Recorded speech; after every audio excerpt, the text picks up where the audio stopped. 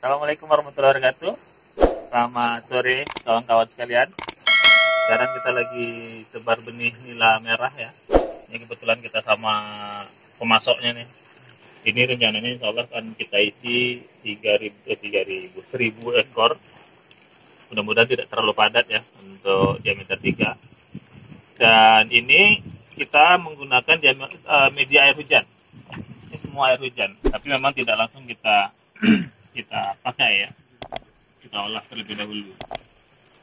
Dan alhamdulillah dari pengalaman yang sudah kita lakukan di sana ada beberapa kolam yang sudah terisi, hasilnya cukup baik. Tidak kalah dengan penggunaan media air tanah. Ini sekarang kita tebar benih nila ukuran 57 ya, Bang Ardi ya.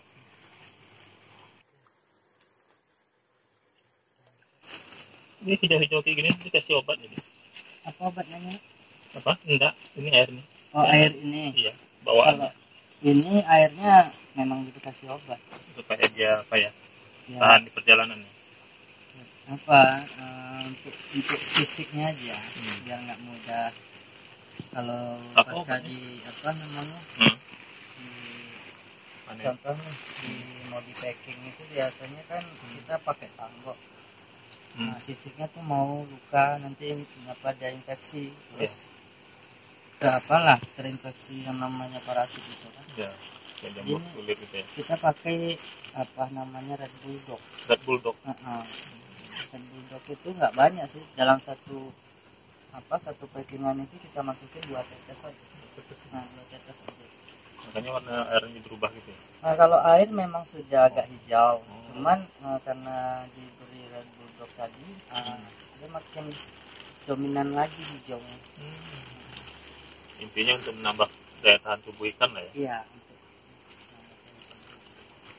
mengurangi tingkat stres. Iya. Karena perjalanan jauh juga kan dari tempat abang kan. Iya. Untuk sistem yang kita pakai, kita masih menggunakan gabungan sistem aerasi dengan sistem sirkulasi.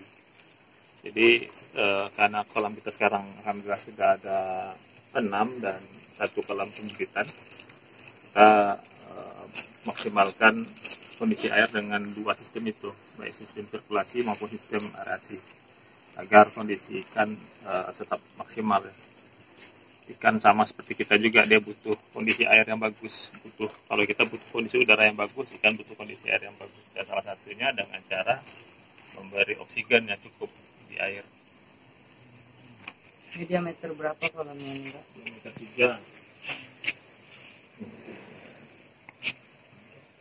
3. Ketinggian air sekitar 90 cm. Tapi sekarang ini belum ya, ini sekarang masih ketinggian sekitar 60-70 cm. Nanti semakin besar baru kita tambah lagi debit airnya. Semakin besar ya baru dinaikkan. Debit airnya. Kalau untuk benih-benih seperti ini airnya perlu yang jernih sekali atau yang kayak gini udah bisa pakai? Ya sebenarnya kalau untuk pertama kali seperti larva itu dia harus medianya air jernih. Air jernih ya. Karena kita pemantauannya harus susah. Sampai ke dasar ya. Karena larva itu kan kasat mata. Kasat mata dia. Jadi supaya kita lebih intensif perawatannya kita pakai media air bersih. Nah, cuman kalau dia sudah berumur 2 minggu air kan sudah mulai berubah warna, mulai menggelap. Itu tentu fisik si ikan juga sudah mulai membesar, sudah mulai terlihat sudah juga. Mulai kuat fisiknya di air, tidak terlalu apalagi riskan lagi dengan air yang gelap kan. Perubahan air tadi. Yang penting ya untuk pengontrolan air harus selalu dikontrol. Kualitas air itu yang utama lah kalau untuk benih. Sama sih kayak prospeknya budidaya kan. Kayak Bapak sekarang buatnya ini sistem apa namanya? Gabungan sih, sistem bioflok sama sistem sirkulasi. Itu tentu kan untuk media tersebut kan untuk yang pertama mungkin bisa jadi contoh nih bisa dikatakan apa yang kita buat media saat ini untuk budidaya ikan ini tentu ada apa ya, ada manfaatnya ya. Iya, Nah, ada plus minusnya kelebihannya, juga. plus minusnya. Kalau kira-kira menurut Bapak secara apa namanya, secara riset pembuatan media inilah, kira-kira plusnya seperti apa nih? Plusnya kita nggak terlalu apa ya, kita nggak ngabiskan air tanah gitu. Jadi untuk wilayah-wilayah yang tidak ada air tanah, kita bisa maksimalkan dengan menampung air hujan. Tapi memang prosesnya tidak seperti air tanah. Kalau air tanah mungkin 1 minggu paling lama sudah bisa digunakan. Tapi kalau air hujan memang butuh proses yang agak sedikit lebih lama sampai nanti posisinya pas untuk dimasukkan ikan. Butuh pengolahan butuh ya. pengolahan. Kita juga cek lagi pH-nya nanti Ya, kan. pH juga ya. Seperti itu standar lah. Nah, kalau kelemahannya yaitu kita yang namanya petani tak ada hujan ya. Tergantung sama air hujan. Kalau ada air hujan memang agak sedikit repot juga. Agak sedikit repot. Nah, Oh, ini berarti juga apa ya, apa namanya, media ini juga sangat bermanfaat untuk wilayah-wilayah yang tuh seperti kita ini kan sekarang posisinya di wilayah yang Dataran tinggi. susah air, dataran tinggi. Makanya saya coba beranikan diri media air hujan ini karena memang kita sekarang posisinya sumur bor kita nggak ada airnya. Makanya kita coba maksimalkan dengan air hujan. Walaupun sebetulnya untuk pembudidaya, apalagi yang pembesaran, dari pembenihan pun sebetulnya agak alergi dengan air hujan. Gitu. Yeah. Karena air hujan ini tingkat keasamannya tinggi dan lain sebagainya. Bisa merusak benih. Kalau tidak tepat pengolahan. Nah, tidak tepat pengolahannya. Ini kita coba beberapa bulan terakhir ini, alhamdulillah. Tadi mungkin Bang Ardi juga tengok di kolam bawah kita kan, umur mau dekat 4 bulan, besarnya udah cukup sebetulnya untuk dipanen. Untuk konsumsi udah bisa dipanen. Itu pun ya memang di awal-awal karena trial and error ya, kita lagi dicoba riset. Memang ada banyak yang mati. Kemarin kita sempat beli bibit lele sama Bang Ardi 4.000 ya? Iya, 4.000. Alhamdulillah sisanya cuma tinggal 80.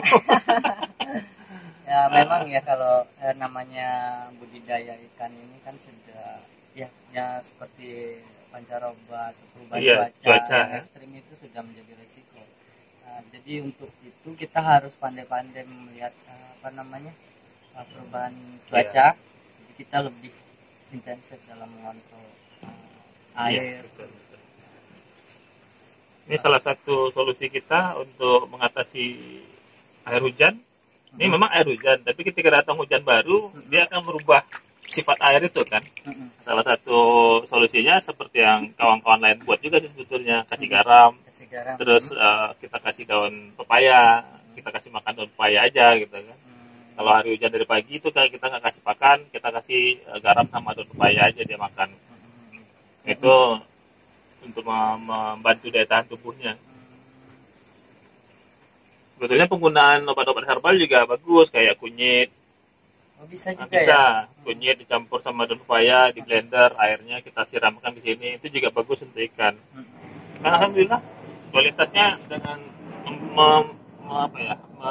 memaksimalkan air hujan, saya lihat kualitasnya cukup baik lah. Baik, kalau pengamatan saya sendiri sih ya senang juga sih melihat sebagai penyuplai benih di sini buat emas. Ini dari terima dulu ya. Termasuk apa ya namanya? Puas lah melihat medianya. Sebenarnya kalau untuk dari segi media itu sudah cukup mapan ya. Iya. Sangat mendukung.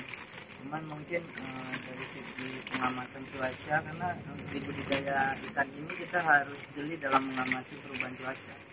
Iya. Itu mungkin jadi jadi evaluasi ke depannya. Kayak di benih lele semalam sudah umur berapa tuh? Umur berapa ya? Umur 3 minggu kalau nggak salah. Udah lumayan besar juga.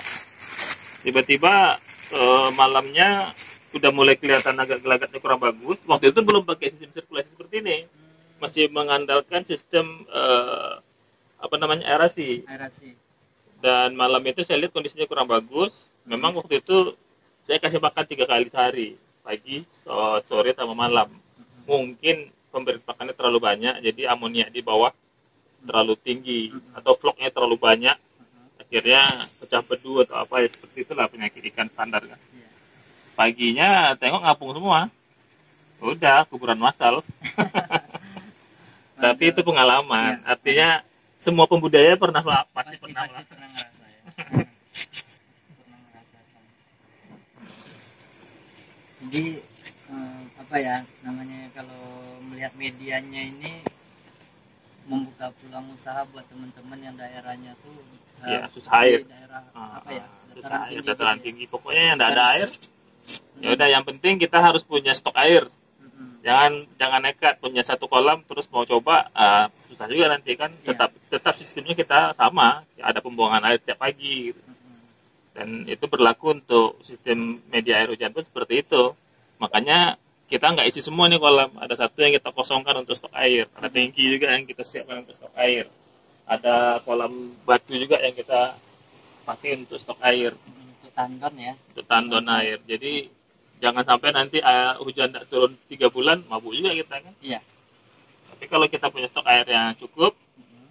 selain air itu diendapkan, dia mengalami proses pemuaian juga. Mm-mm. eh, Kita juga punya stok air, jadi ketika kita butuh air kita tinggal masukkan. Dengan air yang sudah apa ya, walaupun airnya apa juga ya, apa namanya, tak ada ikan tapi media airnya sudah siap. Ya, tetap disiapkan. Walaupun dia tidak ada ikan, tetap dikasih aerasi, tetap dikasih sirkulasi. Jadi airnya muter terus. Jadi ketika dia dipakai untuk ke kolam yang lain, sebetulnya airnya sudah sama, sudah bercampur dia. Sudah juga dari segi medianya sudah kategorikan apa nih, ini sebelumnya nih boleh tanya-tanya nih Bang. Ya. Ini apa terinspirasi ingin buat media seperti ini nih dari mana? Ya dari kawan-kawan juga. Dari kawan-kawan dapat informasi, mau buka usaha apa ya. Kita awal-awalnya kan begitu ya, mau bikin usaha apa. Kita lihat kawan-kawan, terus belajar di internet juga. Ya kan, akhirnya coba rakit sendiri. Rakit sendiri. Ini kolam nih rakit Sendiri semua. Dari mulai yang pokoknya semua rakit sendiri kecuali yang batu baru kita upahkan ke tukang. Terus ada juga dapat ilmu dari paman di Jawa, kayaknya sistem sirkulasi kita pakai oksigen alami itu dari paman. Kalau ya ini ya kita kasih ini, kalau kebanyakan pembudidaya ini kan airnya langsung dibuang kayak gini aja nih, nggak dikasih sistem ini, ya langsung dibuang kayak gini aja. Kalau kata paman ini nggak bagus untuk ikan.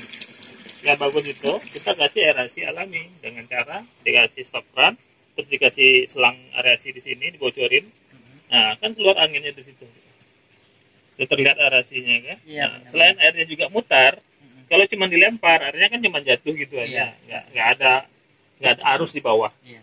Nah dengan kita lempar seperti ini, dia akan terjadi arus di bawah, terjadi arus dan apa ya, ruang oksigennya dan oksigen alami juga masuk. Dan ini sudah kita uji coba kemarin di Patin, maksimal ya. Patin itu masuk 3.000, mati itu cuma gara-gara dia lompat keluar aja, istilahnya human error gitu. Bukan karena kondisi sistemnya yang salah. Iya, benar. Nah, airnya terlalu tinggi, kita lupa nutup, ikannya lompat, nah, banyaknya mati karena itu. Jadi 3.000 paling mati tidak sampai 20 ekor dengan sistem sirkulasi. Makanya saya lebih cenderung sistem sirkulasi. Memang agak sedikit ribet, tapi sebetulnya sistem sirkulasi ini jauh lebih murah daripada sistem aerasi. Iyalah. Nah, sistem sirkulasi kita hanya butuh satu pompa celup yang harganya nggak lebih dari 400.000. Sistem aerasi kita butuh, kalau sebesar ini sebetulnya, ini kita butuh pompanya bukan yang atmamnya seperti itu lagi, yang kita pakai sekarang itu kan pompa biasa. Iya. Nggak mampu dia sebetulnya. Nggak mampu dia ini. Aerasi seperti ini nggak cocok sebetulnya, nggak maksimal, bukan aja cocok, nggak maksimal untuk kolam bioflok. Orang-orang itu pakai ini kalau untuk diameter 3 ini memang 6 titik juga, cuman kecepatan anginnya itu udah yang berapa gitu. Iya. Yang besar. Tapi dengan sistem ini, dengan uang 400.000 tambah tipe-tipe instalasi, itu udah selesai semua. Nggak pakai aerasi pun nggak apa-apa. Nah, cuman kenanya memang di listrik gitu. dia agak lebih tinggi daripada resi. Tapi sebetulnya kalau resi pakai pompa angin aeratornya besar juga kuatnya kan juga besar. Iya, benar. Sama saja, aja. sama aja. Nah, tapi kan manfaatnya lebih bagus. Iya, kualitas air lebih terjaga. Aman ya nampaknya. Ini selain itu ada nggak apa pengaruhnya untuk dalam penekanan pakan itu ada nggak?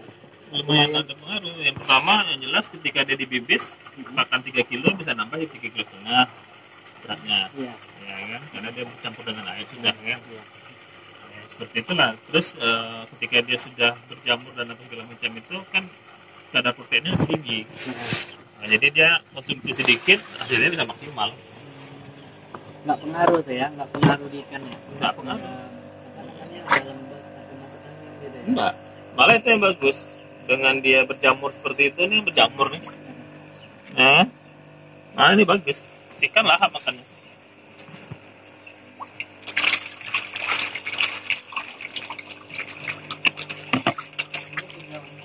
Ini sudah umur 2 bulan, masuk 3 bulan. 2 bulan setengah dari 76 hari. 2 bulan setengah kan. Ini nafsu makannya gila nih. Tapi pesan juga buat kawan-kawan. Jangan kasih makan banyak-banyak. Ikan yang mau makan kasih makan terus nanti perutnya bisa pecah. Nggak bagus juga ya. Nggak bagus juga. Kalau dia terlalu banyak makan, ya besok pagi dia pasti ngapung. Berarti hampir sama prosesnya seperti membeni ya. Iya. Ini juga dia harus dikontrol. Yang makan jangan berlebihan. Dia memang makan terus kan. Kita Iya. kasih kita pun enak nih. Dia makan. Tapi besok pagi dia ngapung. Ada aja tuh 3, 4, 5 itu dah. Berarti harus benar-benar ditakar ya, jangan terlalu berlebihan. Kalau di lele itu kan ada persentasenya tuh. Ada sekitar 3 sampai 5% biasanya gitu. dalam biomasa ya. Ya. Biomasa. Pas nilai ini apa ya, lebih apa ya, lebih agak sedikit makanan daripada ini. Ya, karena dia banyak makan alternatifnya. Dia bisa makan daun-daunan. Oke, kawan-kawan, itu obrolan kami tadi sama Bang Ardi. Pembenih. Pembenih. Ini pemasok bibit di kita. Kawan-kawan kalau mau beli bibit bisa rekomendasi sama Bang Ardi. Nanti nomor teleponnya saya kasih di bawah sini. Ya, assalamualaikum warahmatullahi wabarakatuh.